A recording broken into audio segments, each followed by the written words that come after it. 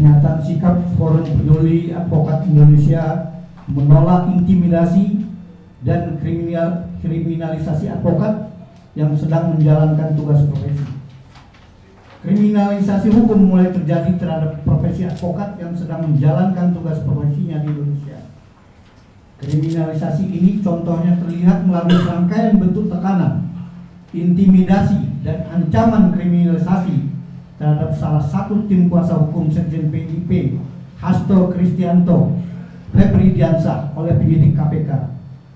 Dugaan ini menguat setelah salah satu kolega Febri Diansah di kantor lamanya dipanggil oleh KPK sebagai saksi untuk perkara TPPU Syahril Limpo, dan kemudian dilanjutkan dengan penggeledahan kantor Visi Law Office serta penggeledahan rumah di hari yang sama.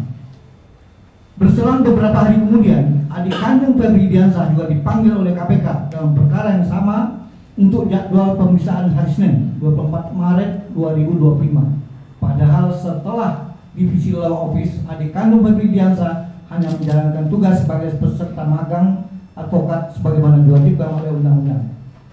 Kita memahami pemanggilan sebagai saksi dalam kondisi normal merupakan kewenangan penyidik.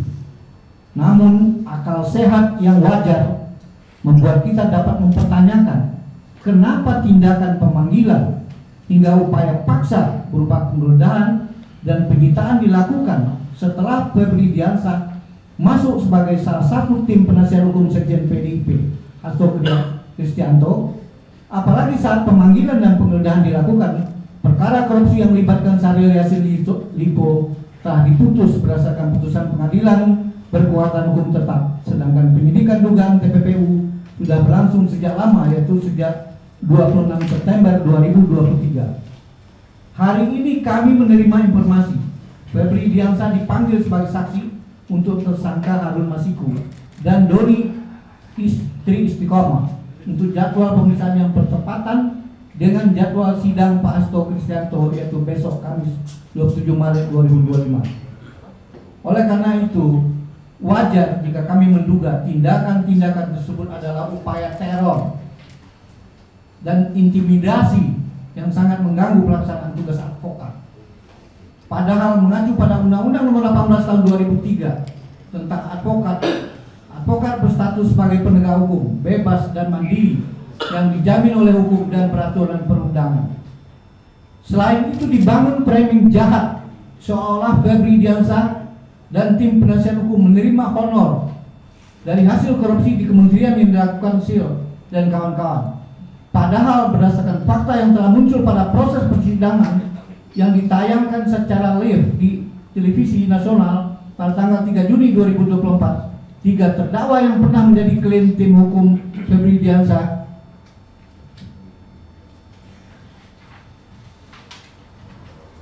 telah menegaskan bahwa seluruh honor advokat yang diberikan berasal dari uang pribadi, dan bahkan Febri Diansah telah menegaskan karena kasus ini bersifat pribadi maka ia menolak honor berasal dari Kementan dan seharusnya berasal dari uang pribadi. Dengan demikian seharusnya hal ini sudah sangat terang diulas dan diuji di proses persidangan, apalagi dalam putusan pengadilan yang telah berkekuatan hukum tetap untuk terdakwa SIL. Tidak ada satupun fakta hukum yang menyebutkan ada uang yang digunakan untuk pembayaran honor lawyer dari total uang pemerasan atau yang dikumpulkan dari pejabat di Kementan untuk urusan SIL.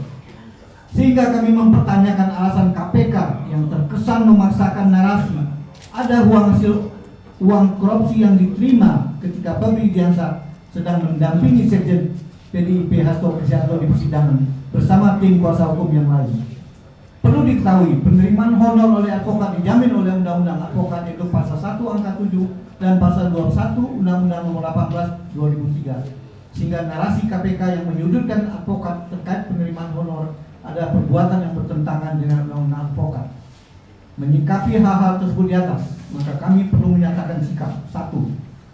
Kami dari Forum Peduli Advokat Indonesia yang saat ini terdiri dari 15 perwakilan organisasi advokat dan masyarakat sipil di bidang HAM dan hukum, dengan ini menyatakan sikap tegas menolak segala bentuk intimidasi dan kriminalisasi terhadap advokat yang sedang menjalankan tugas memberikan pendampingan hukum. Kami juga mendesak pimpinan KPK memperingatkan, bahkan menertibkan anak buahnya yang bekerja sebagai penyidik untuk tidak mengkriminalisasi advokat yang sedang memberikan pendampingan hukum bagi kliennya. 3. Perlu diingat, seorang advokat dilindungi oleh Undang-Undang Nomor 18 Tahun 2003 tentang advokat. Undang ini juga mengatur hak imunitas advokat. Tak hanya itu, KPK juga harus ingat bahwa kerja advokat membantu penegak hukum untuk mendamping hak-hak tersangka maupun terdakwa. 4.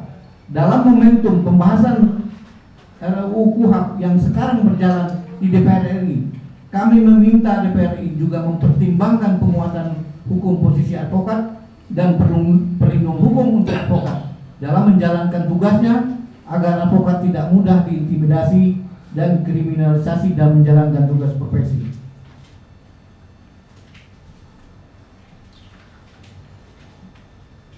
Jakarta, 26 Maret 2025, kami yang menyatakan sikap mewakili Asia Advokat. Terima kasih. Assalamualaikum warahmatullahi wabarakatuh. Saudara-saudara, saya kira persoalan ini memang harus mendapat perhatian hukum, melihat ini secara bijak. Jangan seperti yang terjadi sekarang ini, kesan kita mereka terima sebagai pembayaran honorarium atau fee itu berasal dari pencucian uang atau berasal dari kejahatan. Di Afrika Selatan misalnya, hal ini tegas-tegas dilarang betul. Akan tetapi cukup lama di pemerintahan dan di politik, harta kekayaan mereka itu berasal dari satu kegiatan tertentu, apalagi kegiatan terakhir mereka 4 atau 2022 ya 23, saya tidak ingat persis. Walaupun kita ini dalam undang-undang disebut sebagai penegak hukum, tetapi saya lebih cenderung untuk mengatakan bahwa kita ini adalah petugas pengadilan. Kalau saya tidak keliru istilahnya di Amerika itu seperti itu. Lebih bagus seperti itu kita lihat.